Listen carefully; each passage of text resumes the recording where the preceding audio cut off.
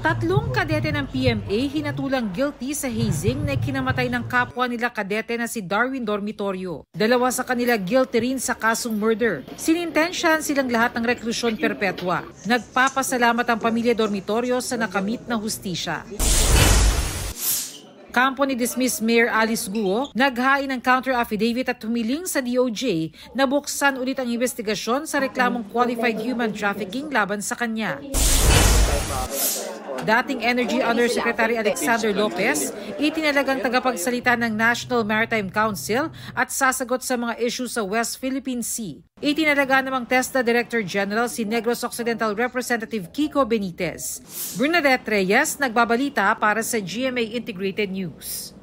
Huwag magpahuli sa mga balitang dapat ninyong malaman. Mag-subscribe sa GMA Integrated News sa YouTube. Sa mga kapuso abroad, subaybayan nyo kami sa GMA Pinoy TV at sa www.gmanews.tv.